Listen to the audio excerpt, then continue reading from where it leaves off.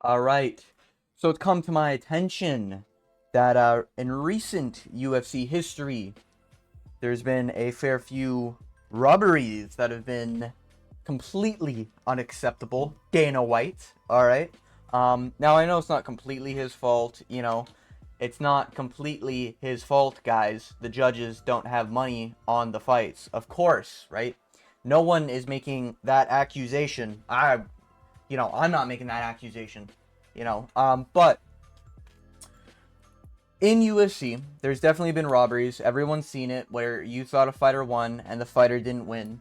And I think it's time we talk about the solution to the problem and why I think that live scoring isn't working in MMA anymore. Now, there's a couple things I want to preface. Robberies are completely different than close fights. Now, what do I mean by a close fight? Well, I'm going to go in depth a little bit more into the video, but to start off, just want to say that there are fights where it's arguably 3-2 either way in a championship match. That's more or less what I'm referring to. It's kind of harder to argue a close fight with a 29-28. It's a little harder to argue that just because it's 3 rounds instead of 5.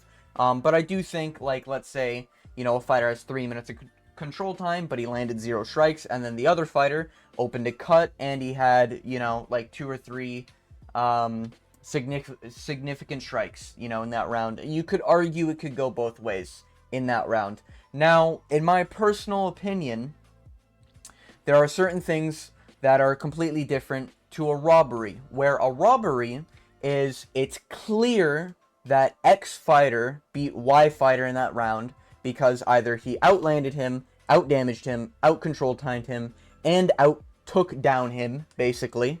Or it's a very large number of one of the four, and it's almost equal with the other 3. So 4 minutes and 55 seconds of control time, but he had one less significant strike. I think we can all agree that even though control time is for pussies, he still wins that fight, or at least that round, if we're talking just rounds here. But I think it's very important to note the differences between the two. I notice there are robberies, and I notice there are close fights. Now, moving on. Whew.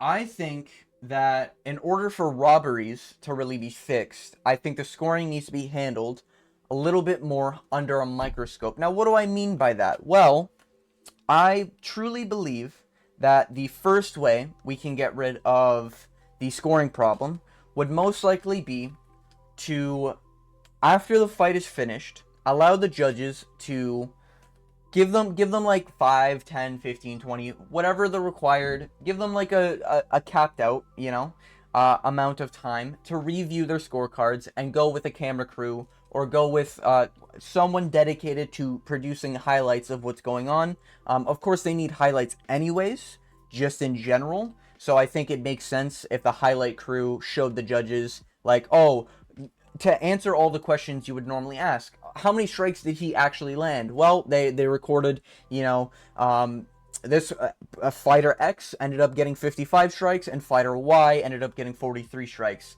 And maybe that judge scored the round for fighter Y just because, maybe a fly caught their attention. We all know judges don't have the great attention span. So a fly caught their attention, and they were looking off in the distance and weren't focusing on the fight. And all of a sudden, they just think fighter Y is teeing off, I think that would be one way to fix it. Just giving the judges a lot more time to really think about their judging and the way they're scoring the fight. Now, on top of that, I have heard the common sort of agreement amongst the MMA community that it should really just be down to a note at the end of every round with the judge giving them a reason on why they chose that fighter to win that round. Because I do think it's fair if a close fight, this is where it ends up being a close fight rather than a robbery. Now, I know it's very hard to remove all robberies for the UFC, but I think they're getting a lot more common, and even in the higher level, as I'll get into a few of these examples soon.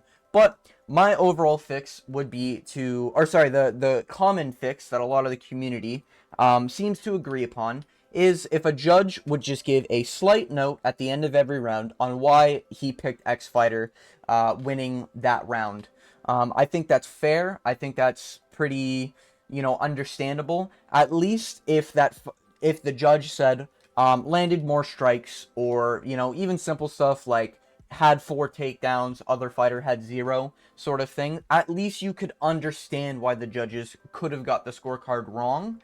And then you could easily overturn it via going to the overturn things. We've seen it before with John Jones, Dana White trying to get that overturned. But I'm just more or less pointing this out so it just make it easier to overturn certain decisions. Not just ones related to drug use, but ones related to shitty decisions that could ruin an up-and-coming fighter's career. Now, I do think it's important to note most robberies end up happening at the lower level, where it's like these fights are pretty close, but, a fight just sways one way or the other, and that fighter gets robbed near the end. Let's say they win round 1, but they lose round 2, and then they come back in round 3 and clearly win, but that fighter still ends up losing. A lot of that stuff ends up happening in the earlier stages of the UFC, in terms of like the low rankings and stuff like that. I'm more or less referring to high level fights. I'm more or less referring to the championship level matches. And to start off with the very first one, where I think really, it's happened before. Obviously, robberies have happened before. But to start off with the one that I think kicked off my whole noticing of the terrible robbery decisions, we're going to get into some controversial ones here. But starting with Paddy Pimblett, Jared Gordon. Now, this is an easy pick for one of the most skewed decisions ever. Now, if I know I'm referring to championship matches, this is, I think, the only... No, this is... Okay, it's 50-50. I basically have 4 examples. This is an example of a three-rounder, an up-and-comer in Paddy Pimblett. This was almost 2 years ago, and this is around when I first noticing the really bad decisions in the UFC. Now, to start off, you might be wondering why I'm calling it a robbery. If you're looking at these statistics here, these are the official... I believe these are significant strikes. Yeah, I believe, yeah, we got significant strikes here. And Paddy Pimblett was pretty close in round 1. You could argue maybe he landed better than Jared Gordon, and that's why, he wins round 1. Round 2, he outlands him, and round 3, he even outlands them. Even if they're by little bits, he's still outlanding them on significant strikes. Now, the reason why this is a robbery is that if you look at the control time, and if you actually watch the fight, Jared Gordon clearly seems to be in control of the whole fight. Paddy Pimblett seems he can't do much. Obviously, fighter broke his ankle, fighter broke his foot, whatever the fuck. It doesn't matter if you get injured in the fight or if you went into that fight with an injury. That's why I don't really bring it up that much unless I'm, talking about fighting spirit or whatever the fuck, But I do think this was a clear robbery. This is an easy example. Paddy Pimblett almost clearly lost every round. If you want to say there was a close round, maybe it was round 1. But obviously, the judges, I guess, just had money on Paddy Pimblett. There's almost no excuse for the level of dog shit this is. But if the judges wanted to plead ignorance, the issue here is that maybe the judges did actually not fucking pay attention, and we're assuming in all of these examples, these judges don't have money on the fights, alright? Sorry, they don't have money on the fights, they would never put money, they would never from their own pocket put money on the fights, if you know what I mean. But if a friend bets on, I'm just presenting examples here. But yeah, this fight, clearly, Paddy Pimblett, Jared Gordon. Jared Gordon should have won this fight. Now, if they were to do a rematch, do I think this would be a different result? Yes. But Paddy Pimblett did end up winning this fight on the judges' scorecards. Clearly, this is a robbery. You can't even argue it was a close fight. There's no defense it was a close fight. If you do say it was a close fight, you definitely haven't even watched the fight. You just listen to Paddy Pimblett. But yeah, so that's the first example I wanted to showcase of just a clear, blatant, criminal robbery. But we're gonna get into a controversial one now. So the next one is, Henry Cejudo versus the Chicken Nugget himself, Aljamain. I said that reverse, actually. Aljamain Sterling versus the chicken nugget himself, Henry Cejudo. Now, the reason why this, in my opinion, is a robbery is Henry Cejudo, in my personal opinion, won round 5, and the judge scoring the fight. This was a split decision. I understand that. I believe it was a split decision. But the main problem that I think yeah. So it was 47-48, 48-47, 47-48, right? But the issue is that a lot of the times these judges just have wonky cards. So while 2 of them were 47-48, 48-47, right? No, it was 47-48. So 47-48. Okay, that's just a weird thing. But yeah. So 47-48 in terms of like Aljo won this fight. But basically, the reason why this is a robbery is because every judge except for one gave round 5 to Henry Cejudo. And the reason why he lost this fight is because one of the judges didn't give him round 5, even though he clearly won it. The other 2 judges, even the one that scored it for Aljamain, agreed with this decision here. I don't think it was Eric Colin. Is it Derek Cleary? This gets a little controversial just because apparently this judge refed another one of Henry Cejudo's robberies, where that fighter also won the 5th round, but didn't actually win the round when you watch the fight. So maybe a little bit of a betting scam, maybe a little bit of bad blood, but either way, this is still a robbery. And I think if you just double checked, or if you had that note idea, this would probably clear it up, and Henry Cejudo would have been able to press for an overturning of the fight. If you do watch back round 5, I think it is very clear that Henry Cejudo won it. You can say Aljamain Sterling won the fight, but the thing is, based on how the rounds won, round 5 was a clear Henry Cejudo. Everyone had it, even, I know Dana White isn't a judge, but even Dana White had it for round 5. Round 5, Henry Cejudo. Everyone thought it was 2-2 going into the 5th, that type of situation. And from the scorecards, it pretty much was, but just one judge didn't score it for round 5. Clear robbery here, just because round 5 is clearly Henry Cejudo. He landed the more damaging shots. He had Aljamain Sterling fucking, doing his classic, on his hands and knees stance, I believe. And on top of that, he just looked better in round 5 than Aljamain Sterling. Looked like he had the more pressure, he landed the more damaging shots, more shots, everything like that. Also, he racked up more control time. So this, under those 4 numbers I listed off earlier with, control time, strikes landed, significant strikes, and takedowns landed, Henry Cejudo cleared almost all of these higher than Aljamain Sterling in round 5. Clear Henry Cejudo round.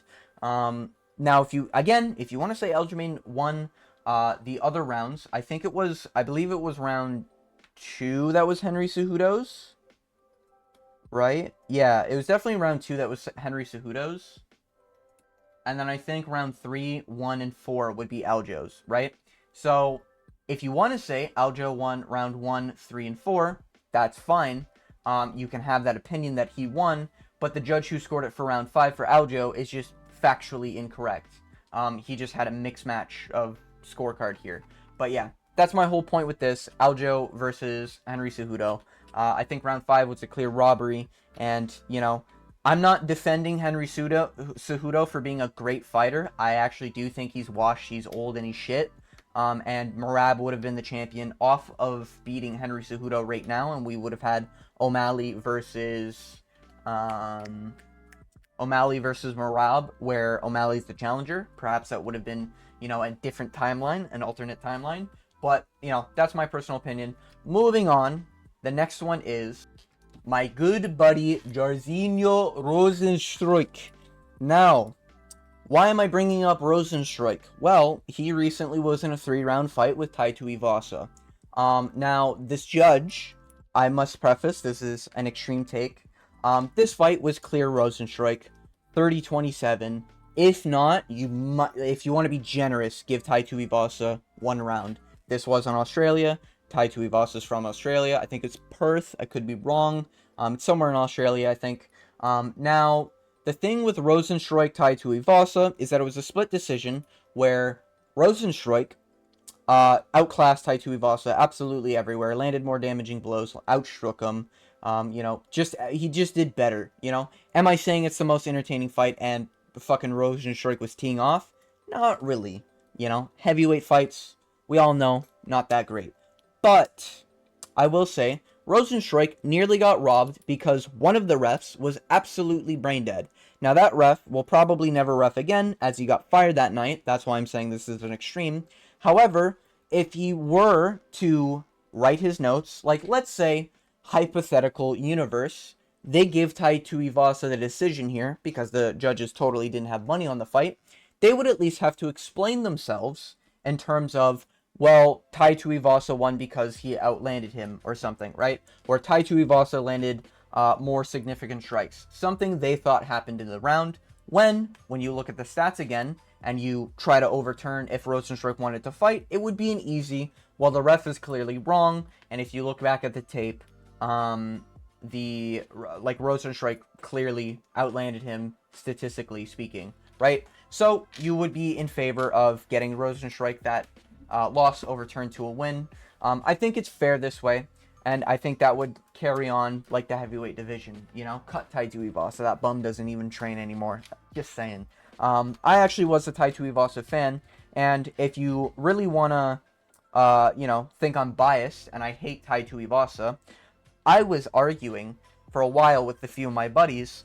I believe Tai Tuivasa would have been we could have been living in a world right now where Tai Tuivasa didn't get knocked out in the third round against Cyril Gane.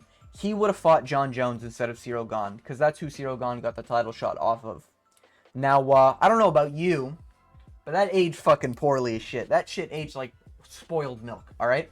But I will die on that hill. I think Tai Tuivasa could have earned that thing if he just didn't get knocked out. That's the kind of world we could have been living in. Now, you might disagree. Whatever. Don't care. Time's passed. Couldn't care less. But I do think that it's important for moments like these where if a fighter were to get robbed, there's something in place for them to come back and get that loss overturned. Because Rozenstruik's getting up there in age, and he doesn't have much. He called out a top 5 after this. If he lost this, he would need another 2 wins, and then he would have to ask for another top 5. So it's just little things like these that really do ruin a fighter's career, and this is a potential ruining of a fighter's career if Rozenstruik was truly robbed this night, if they gave split decisions to Tai Tuivasa. Completely, out of left field. I know this is an extreme example. I just want to get that point across. But that is the third example. Moving on to my fourth and final example. There are many, many, many more robberies that happen. I just want to give you examples of some of the extremes, some of the middle ground, and some of the ones I personally have a robbery investment in, where I think a lot of the parameters I gave earlier in the video make a lot of sense into fixing this problem where there's such a split in the community. Moving on to the fourth and final example. So real quick, just getting into what I think a close decision is something like a Sean Strickland, Dricus du Plessis. Now, why do I think this fight was close? Well, I think this is a case where I think Sean Strickland won the fight, but I'm not against the idea of Dricus du Plessis winning this fight because it was that close of a fight. Now, if you look at overall striking, you can see Sean Strickland had more significant strikes and total strikes, where Dricus du Plessis had, I would argue, significantly less, but, for the sake of DDP winning, we'll just say it was slightly less. But the key difference is that Dricus du Plessis did have 6 takedowns, and attempted, 11. And he had a little bit of control time, which sprinkles into the whole countering significant strikes and everything. And even though Strickland landed more significant strikes and landed more strikes in general, it was clear that Sean Strickland took more damage, especially in round 3 when you saw that cut basically cover his entire face. Unfortunately, if that cut didn't happen, I do think it would have been clear Strickland, but because that cut did happen, you can definitely make an argument on why DDP won. So I truly do think this is a fight where it's 50-50, where you can say Dricus du Plessis won, or you can say Sean Strickland won. I think both are valid arguments. You know, Dricus du Plessis, you can argue the takedowns, you can argue control time, you can argue the damage. Sean Strickland, you can argue total strikes, significant strikes, and pushing a pace. Because I think a lot of people forget Sean Strickland was pushing a pretty decent pace on Dricus du Plessis. It wasn't just Dricus du Plessis running him down. Sean Strickland did a pretty decent job of backing up Dricus du Plessis in some of these rounds, especially the ones that he was awarded. But yeah, these are the close fights. But getting back into my conclusion now, I mean, of course I had to bring it up. Like, Sean O'Malley won that fight. Okay, I'm sorry, but if you go back, even based on the judges' own scoring criteria, they gave O'Malley round 3 and 5. Oh, I think every judge, except for maybe one. So it would have been a split, I guess, if you want to say that. But every judge gave round 3 and 5 to O'Malley. Under the same scoring parameters, O'Malley did more in round 1 than he did in round 3. So, based on that, if we're looking at everything here, Merab didn't get any control time. Merab didn't outland O'Malley, and O'Malley landed more significant strikes. I think maybe Merab did land a total striking number higher than O'Malley, but that's only because it was knees to the thigh. That's not a significant strike. It's a knee to the fucking thigh. You know, I've trained Muay Thai before. I've been kneed in the thigh. You know, I've been held up in a clinch. I've been pushed against the wall, knee to the thigh. It's literally fucking nothing, especially from a midget like a 135er. You know what I mean? But with that being said, I truly do believe O'Malley was robbed of round 1. I'll die on that hill. He should have won round 1. And I'm not even arguing. Like, a lot of people are like, oh, he lost, get over it. He should have won based on the judges' own scoring criteria. If you give O'Malley round 3, you have to give him round 1. So, I think if you actually allowed the judges to go look back on the scoring they did and see all the highlights, see that Merab's fucking nose was bleeding, see that Merab was caught with a few good shots in round 1, see that Merab didn't get any sort of takedowns or anything really going in round 1, I think you'd be able to see that as a judge, you might give it back to O'Malley, or you would give it back to O'Malley, considering you gave it to round 3 to O'Malley, that sort of situation. So that's my personal take. I do believe that's the way to kind of fix the judging scorecards. I just think the live betting is getting too biased, you know? Excluding the idea of judges having money on fights, you know? Just excluding that idea real quick. I'm just more or less talking about them being on the ringside. They're not really able to see the fight perfectly. I do believe they have a monitor next to them or something where it's showing them camera angles and everything. But being ringside is very different than getting an overview of the fight or close-up highlights of what's going on. You know, a lot of the times you might think certain things landed and they didn't. And some of the times you might think some things missed when they didn't. You know, in this fight, it's actually a pretty good example. There's a lot of the time the crowd was cheering, even for O'Malley, on overhands and, you know, hooks and stuff like that. And some of them did land pretty well on Merab, but no cheers happened. But other ones didn't land at all on Merab, and a lot of the crowd, I could safely assume, thought it landed based on the cheering. So that's just personally what I think. Even if you disagree with if you disagree with every single decision that I've suggested in these 3, maybe you thought Tai Tuivasa won against Rosenstrike, I think you might need to get your brain checked. But if you truly do disagree with all these takes, hey, that's fine. But I guarantee, if you're a true MMA fan, you have at least seen 1, 2, probably even 3 fighters, bare minimum, get robbed, or at least a decision happened that you think is completely unjustified because of the fighter either you picked, the fighter, you know, whatever bias you have towards that fighter, but you just thought they did more. And you'd be curious to see what the ref or the judges had to say about, you know, a Shevchenko, Alexa Grasso. What was it? 2? I think 2 was the draw. So yeah, that's my personal take. That's my personal opinion. I kind of wanted to get a little creative with this. I want to present some ideas, maybe start a discussion or two. But pretty much all I wanted to say. So if you made it to the end of the video, I want to thank you for making it to the end. And as always, I hope you have a good day.